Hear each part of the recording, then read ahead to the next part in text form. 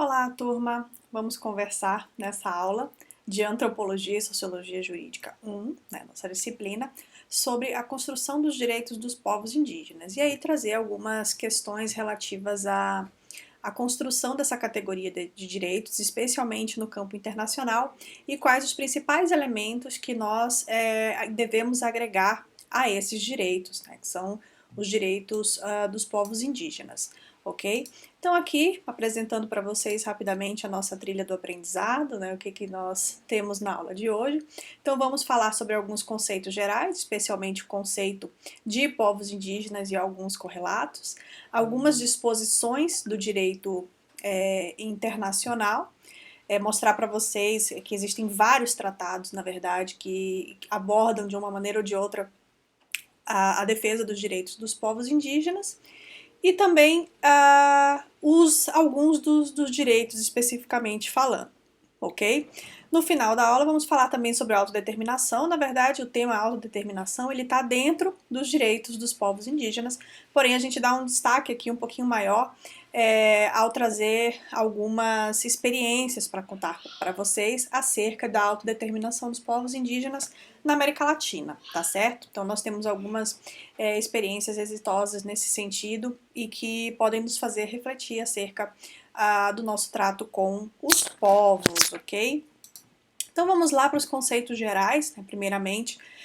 Eu acho interessante esse conceito, existem vários conceitos que vocês vão observar, vocês vão encontrar se pesquisarem, a respeito do que são, definindo o que são os povos indígenas. Eu peguei esse aqui, que é do José Martínez Cobo, relator especial das Nações Unidas, da Subcomissão de Prevenção e Discriminação e Proteção das Minorias. Essa subcomissão ela vai dar origem a um dos tratados internacionais, que é aquele que busca prevenir as formas de discriminação, e essas discussões ocorreram lá na década de 70, então ele traz um discurso bastante interessante. Então ele coloca assim, que os povos indígenas são comunidades, povos e nações indígenas, aquelas que, tendo uma continuidade histórica com as sociedades anteriores à invasão ou à colonização, e pré-coloniais, sociedades que existem antes da colonização, que se desenvolveram em seus territórios, se consideram diferentes de outros setores das sociedades que agora prevalecem nesses territórios ou em parte deles. Esses povos constituem setores não dominantes na sociedade, ou seja, são aquilo que nós havíamos explicado anteriormente como sociedades não hegemônicas, que acabam sofrendo por conta da imposição cultural de uma outra sociedade, que é a sociedade hegemônica, ok?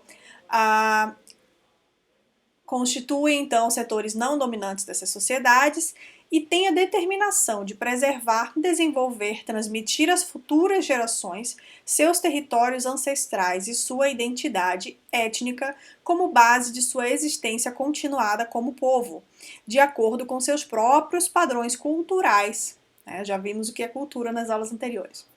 Suas instituições sociais e seus sistemas legais também. Então a gente sabe que enfim, quase todo tipo, não sei se eu posso fazer essa generalização, de comunidade vai ter uma espécie de sistema legal, algo em que aquela sociedade se apegue na hora que for necessário estabelecer regras de convívio social. Então, em contraposição à não observância dessas regras, também pode ser que sejam atribuídas sanções, Então, numa perspectiva, fazendo um exercício mental aqui, de pensar que há outros direitos, na verdade, eles existem. Por quê? Porque cada comunidade, existem comunidades indígenas, inclusive, que funcionam à parte do Estado, com outras leis, com outras formas de lidar com ilícitos, por exemplo, com condutas indesejadas dentro de cada sociedade. Então, essas comunidades elas vão trazer essas especificidades e pode ser bastante interessante a gente aprender um pouco com elas, tá certo? E aí eu trago também o conceito de pessoa indígena, também, daquela mesma subcomissão, em que se define que toda pessoa que pertence aos povos indígenas por autoidentificação como tal, ela tem uma consciência de grupo de que pertence a esse determinado grupo, e ela é reconhecida e aceita por esses povos como um de seus membros. Então, a gente considera hoje em dia o conceito de povos indígenas como o conceito de autodeclaração. E a autodeclaração é isso, tá? É você se declarar parte de uma comunidade, de um povo, e ser reconhecido por essa comunidade como membro, ok? E aí nós temos, então, algumas características comuns, como eu falei, isso aqui eu estou fazendo um resumão, né? Mas existem vários conceitos de povos indígenas. Mas as características principais desses conceitos que vocês vão encontrar, quais são as similaridades deles? Os povos indígenas pré-existem à conquista, né? Pré-existem à colonização e pré-existem aos próprios estados, tal qual conhecemos hoje em dia. Esses povos eles têm ocupado historicamente esses territórios, né? Ou seja, são por isso que nós chamamos de originários, tá? Porque eles originaram nesse território, então não vieram de outro lugar. Por isso que é diferente a nomenclatura utilizada, por exemplo, para outras comunidades, outros tipos de comunidades tradicionais. Conservam todas ou parte de suas instituições sociais, econômicas, culturais, políticas, e sistemas jurídicos próprios também, tá? Então a gente vai falar um pouco a respeito disso. Eu teria muitos e muitos exemplos para dar, mas não tem como a gente falar de tudo, né? Bom, e por fim, possuem consciência de grupo, né? Ou princípio de autodescrição, que determina a identidade indígena, tá? O se reconhecer como parte daquele grupo e ser reconhecido como parte daquele grupo. Então, são elementos, digamos assim, comuns a todas as ideias ou conceitos, definições que vocês podem encontrar com respeito aos povos indígenas, ok? E aí também um conceito correlato que acaba aparecendo é o conceito de minorias, né? Que é bastante controverso também, tá? Esse aqui é apenas uma das facetas que podem aparecer, mas o conceito de minorias, então, é trazido como um grupo numericamente inferior ao resto da população, de estar numa posição não dominante, cujos membros, sendo nacionais de um estado específico, né, possuem características étnicas, religiosas ou linguísticas distintas daquelas do conceito da população, né, porque o conceito de população ele engloba todas as pessoas, todos os indivíduos que habitam um determinado território. É diferente da ideia de povo ou de nação, né? Então, se vocês lembram das aulas lá de direito internacional, quem já viu, direito constitucional também, em algum momento vocês vão estudar essa diferença. O povo, né, ele meio que se confunde com essa ideia de população. Você pega todo realmente o conjunto de pessoas que estão sob a júdice de um determinado país, enquanto que nação seriam aqueles grupos que têm características próprias, que têm uma língua própria, costumes que têm caracteres culturais diferentes, né? E aí o conceito de minorias vai estar bastante relacionado com isso. Então, é um grupo que, em tese, é numericamente inferior, e há controvérsias também, né? Quando a gente fala que, por exemplo, os negros são minoria, será que eles são minorias? Há vários lugares em que eles são maioria, né? Populacionalmente falando. Então, é um conceito bastante controverso, mas a princípio a gente pode observar dessa maneira, ok?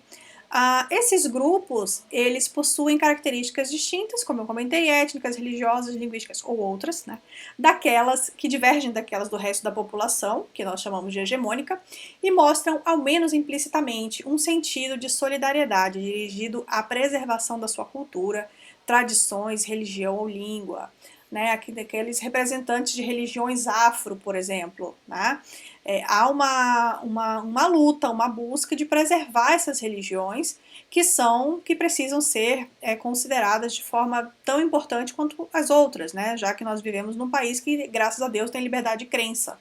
Então, cada um tem o direito de cultuar, né, de exercer a sua fé da maneira que lhe convém, ok? E aí, apenas para mostrar para vocês algumas convenções, uns tratados internacionais, né, a maioria declarações, mais no sentido de não de hard law, mas soft law mesmo, que tratam de diversas maneiras de direitos dos povos indígenas. tá? Então nós vamos ter aí a Carta das Nações Unidas, a Declaração Universal dos Direitos Humanos, Pacto Internacional de Direitos Civis e Políticos, Convenção Internacional sobre a Eliminação de todas as formas de discriminação racial, Declaração sobre a Raça e os Preconceitos Raciais, Declaração de Princípios para a Defesa das Nações e Povos Indígenas do Hemisfério Ocidental, a Convenção 169 da Organização Internacional do Trabalho, que é especialmente importante para a defesa dos direitos territoriais indígenas, ok? A Convenção dos Direitos das Crianças também vai trazer disposições relativas aos direitos dos povos indígenas. A Declaração dos Direitos das Pessoas Pertencentes a Minorias Nacionais ou Étnicas, Religiosas e Linguísticas também. A Conferência Mundial das Nações Unidas sobre Direitos Humanos, Declaração de Viena e Programa de Ação Correspondente, né? Declaração do Milênio das Nações Unidas, essa é do ano 2000, alguns documentos, vários documentos, né, da Unesco em matéria de cultura e linguística. Você vai encontrar também uma série de dispositivos acerca da defesa dessa categoria de direitos, e a Declaração das Nações Unidas sobre os Direitos dos Povos Indígenas. Então tem todo um cabedal, um arcabouço teórico, assim como as diversas áreas relacionadas aos direitos humanos, né, vocês podem ver que tem um forte fundamento aí no direito internacional, ok? Esse livrinho aqui, que eu mostrei para vocês, que eu tenho, ele traz faz um comentário de cada uma dessas convenções, mas é algo bastante aprofundado, que só se vocês fossem fazer uma pesquisa com relação a isso, mas quem quiser material um dia, fazer um trabalho sobre direito indígena, quiser fazer o TCC, alguma coisa assim, só falar comigo que tem muito material aqui, tá bom? E aí, o que mais? Podemos passar então para os direitos dos povos indígenas, que eu dividi aqui primeiramente na questão cultural, na questão territorial e na questão dos recursos naturais, que são os três elementos que eu diria, né, basilares, fundamentais para a defesa dos direitos dos povos indígenas, tá bom? Sem esses três grupos de direitos conjugados, não é possível defender a manutenção ou a preservação da cultura indígena e das comunidades indígenas, ok? Então são três coisas que vão andar muito juntas. Então, primeiramente, nós temos aí os direitos culturais. Não sei o que aconteceu com a minha foto, sumiu, eu tinha colocado uma foto da hora no fundo. Ok, tudo bem. Nós temos o direito de identidade e de pertencimento, tá? Ai, professora, são direitos meio óbvios, né? Não, o índio não pode, né, ser índio? Sim, só que ao longo da história, quem estudar, né, o direito indígena um pouquinho mais a fundo, nós vamos perceber que em diversos momentos houveram ataques legais, né, fundamentados na lei para desfazer, para desarticular a identidade e o senso de pertencimento dos povos indígenas, como, por exemplo, a proibição de falar as línguas indígenas, né? Por exemplo, a proibição de casamento, né, interracial. Então você tem várias coisas que você observa ao longo da história que atacam frontalmente essa questão da identidade, né? O próprio Estatuto do Índio, quando ele foi concebido nessa ideia de levar o índio à integração nacional. Significava o quê? Que um dia ele deixasse de ser índio e passasse a comungar da sociedade brasileira, como se ele não pudesse ser um brasileiro sendo índio e mantendo a sua cultura de acordo com, né, a liberdade da sua etnia de viver como gostaria de viver, certo? Então, ao longo da história a gente vai observar isso. Então, quando a gente estabelece o direito à identidade e pertencimento, a gente está reconhecendo que esse direito é importante. E aí nós temos também direito à língua, tá? Não é dialeto, tá? Essas são coisas que são expressões que foram muito utilizadas ao longo da história para inferiorizar a cultura. Porque tem toda uma estrutura gramatical, uma estrutura que as outras línguas também, digamos assim, uma língua indígena, ela é tão língua, tão idioma quanto outra qualquer que nós conheçamos, ok? A direito à língua, à educação, e aí essa educação com a especificidade de ser adequada, né, aos povos indígenas, à cultura indígena, difusão da cultura e do patrimônio cultural. Então aqui nós temos proteção, desenvolvimento e difusão da cultura e do patrimônio cultural, incluindo a questão da propriedade intelectual. Como que isso acontece? Gente, os povos indígenas, eles são, apesar de todos os preconceitos, né, que sofrem, eles são detentores de saberes notáveis, ok? Saberes a respeito, por exemplo, da biodiversidade, dos princípios ativos, né?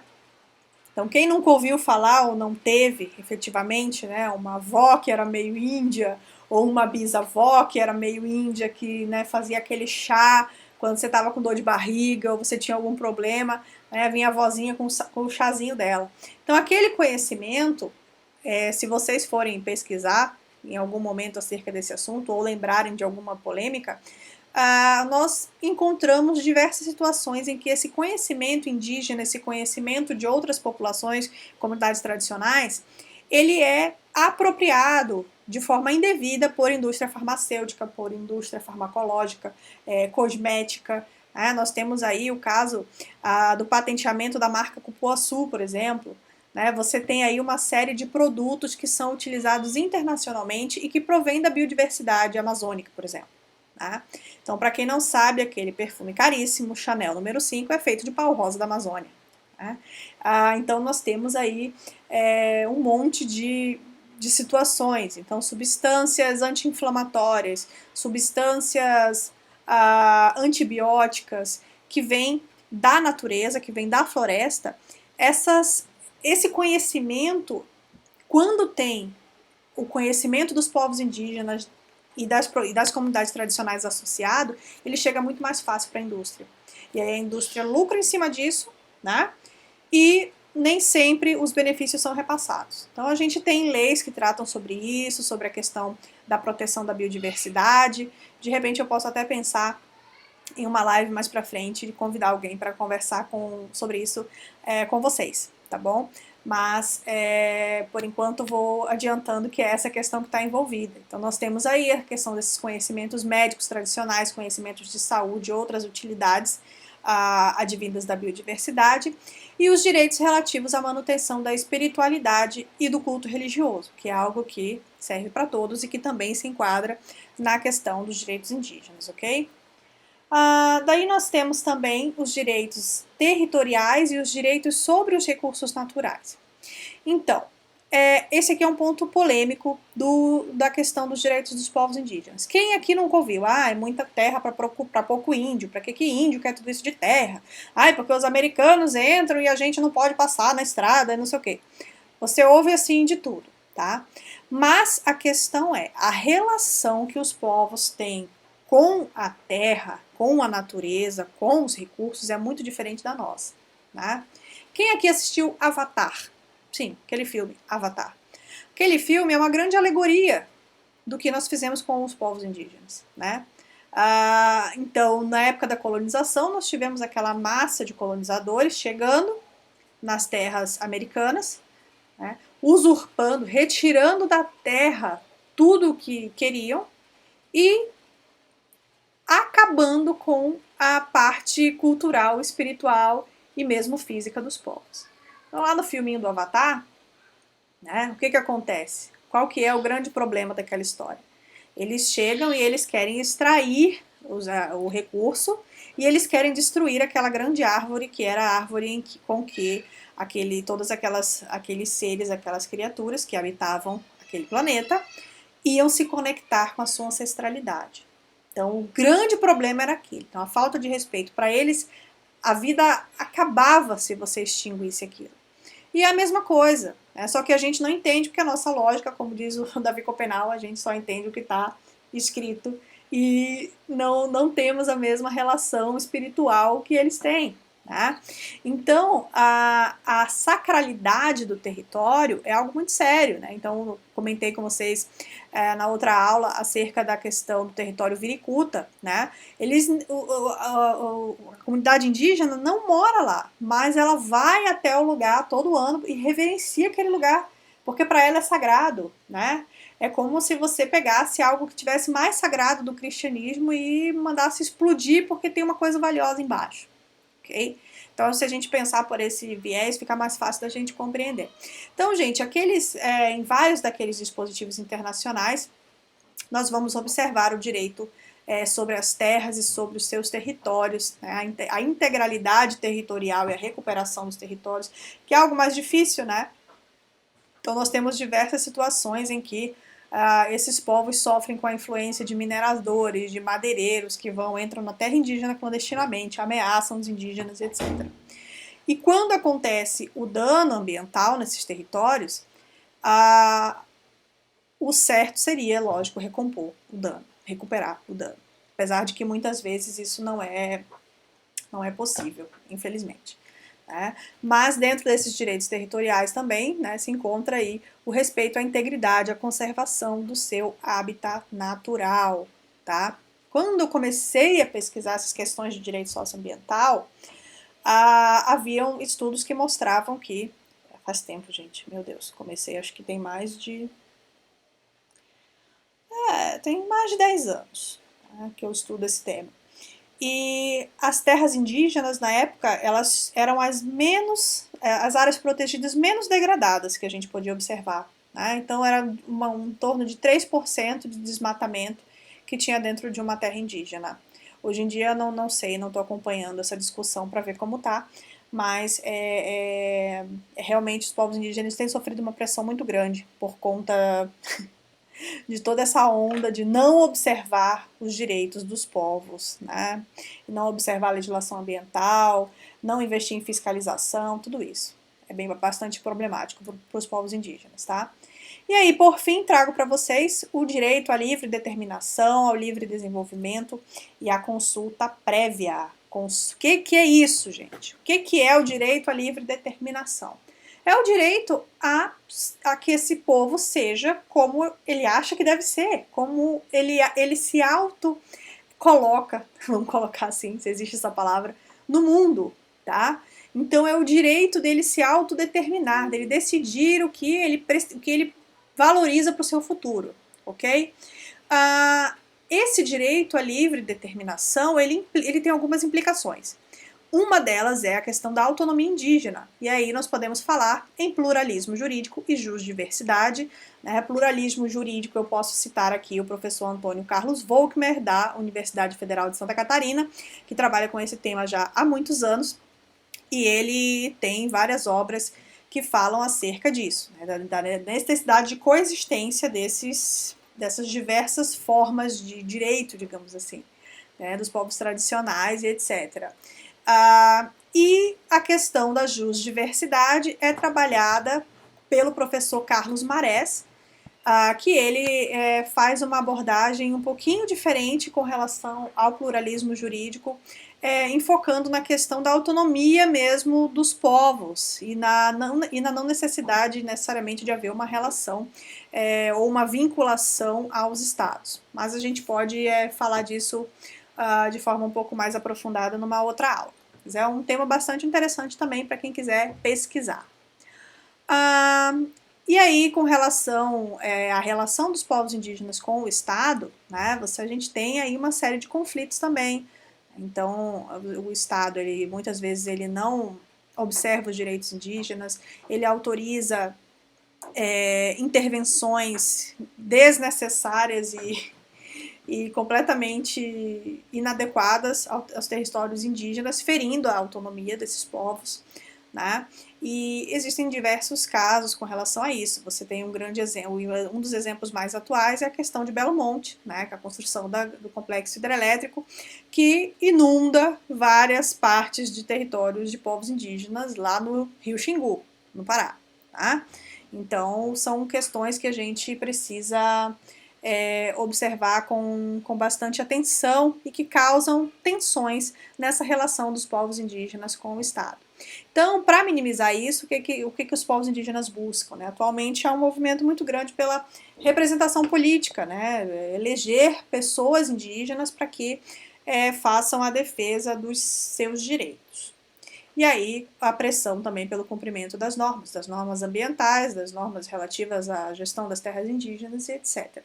Ok? E aí nós temos também direito ao desenvolvimento, tá? Que isso é uma questão até que eu já comentei em outras aulas com vocês. Então, o desenvolvimento ele precisa ser compreendido como liberdade. Liberdade de um povo indígena se determinar o que ele vai fazer. Então, nós temos, por exemplo, povos indígenas que não querem muito contato com o Estado.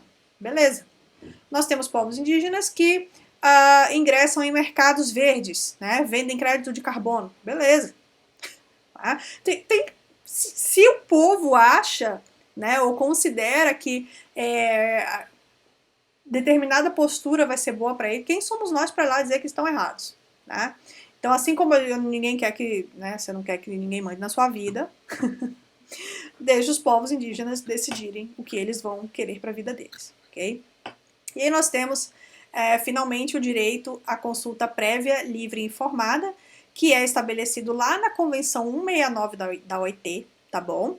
Então, vocês podem já observar que é uma das mais importantes com relação se não a mais importante, com relação à observância dos direitos dos povos indígenas, principalmente os direitos territoriais, em que ela determina que todo e qualquer empreendimento ou intervenção, né, nas terras indígenas tem que acontecer somente após a consulta a esses povos. E não uma consulta de qualquer jeito, uma consulta anterior à tomada de decisões, uma consulta informada, né, em linguagem acessível aos povos, explicando-se o que vai ser feito e pedindo-se permissão para fazer, né? Porque ninguém entra na casa de ninguém fazendo o que bem quer e o que bem entende, né, gente? Vamos combinar. Então, nós precisamos observar que, infelizmente, no nosso país, isso tem sido completamente desconsiderado, tá? Já há bastante tempo. Então, esse direito à consulta prévia, livre e informada é algo a que o Brasil se comprometeu internacionalmente e que, por vezes, não cumpre, ok? Então, ou quando cumpre, cumpre de maneira viciada. Então, por exemplo, chegou uma vez ao meu conhecimento um monte de atas de reuniões lá em Belo Monte com um monte de assinatura, mas será que foi explicado de forma adequada? Tá? O que constava ali naqueles lugares, naquelas conversas? Quem levava à frente essas conversas? Então, tudo isso precisa ser observado. Gente, é um grande desafio a questão indígena, né? Então, assim, por mais que a gente encontre formas ou fale o que precisa ser feito, a gente sabe que tem as complexidades que a questão envolve. Né? E, infelizmente, nem tudo é observado da maneira como deveria ser, mas a gente luta para que um dia seja. Né? E aí trouxe para vocês aqui o exemplo de alguns grupos indígenas lá no México. Gosto muito de falar do México porque tem bastante coisa interessante lá também e a gente consegue fazer um paralelo bem legal. Essas são placas em frente aos territórios dos zapatistas, do movimento zapatista.